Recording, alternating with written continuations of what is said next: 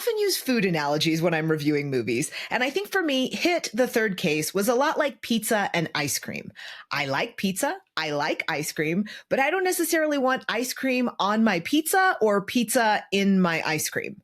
Let me explain. Nani steps up from his cameo role in Hit, the second case, to lead part 3 as Arjun Sarkaar, a calculated but unhinged officer on the homicide intervention team. This case involves a series of killings all across India that don't seem to share any connections beyond the fact that they've all been carried out in the same way. Arjun starts digging and travels across the country to uncover a twisted plot involving the dark web that eventually leads him to an enormous, blood-soaked action spectacle in the last hour or so of the movie. And we'll get to that part, but first, there's a little bit of character building and a little bit of romance. I was really glad to see that the women in this movie have a little more to do.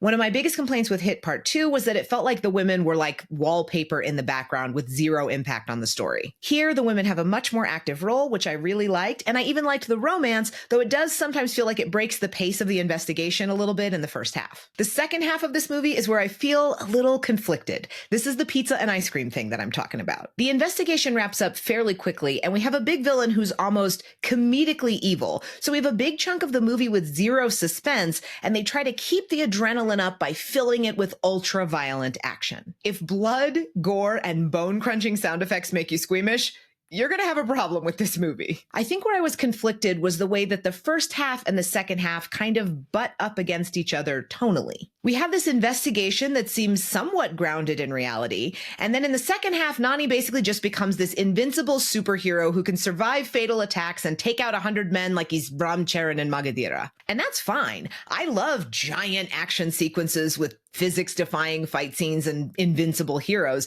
but that's just not really been what this Hit franchise has been so far. So yes, I was in the theater going, whoa, when Nani's in this white jacket and he's covered in blood and he's doing things like chopping a dude in half. It's exciting action, but I was a little disappointed because I think Nani is more talented than just being a big action hero. He's got the skills, he's got the versatility, he can give us so much emotion in a movie like Hai Nana, but here the action pulls the focus, and I feel like some of his incredible talent is getting diluted in all this fake blood. And that's not to say that he's not the best part of this movie, because he absolutely is. Nani's one of those actors that can give you more with a facial expression than most people can with an entire monologue, and he definitely delivers here. But I admit it kind of bummed me out because it made me worry that this is a sign of things to come where gigantic action set pieces are the focus and not his incredible talents as an actor. He's a guy who can do the small performance-driven movies and the big giant action spectacles, and I hope that he continues to give us both of those things in the future. So I'm a little torn on Hit 3 because I love the unraveling investigation of the first half,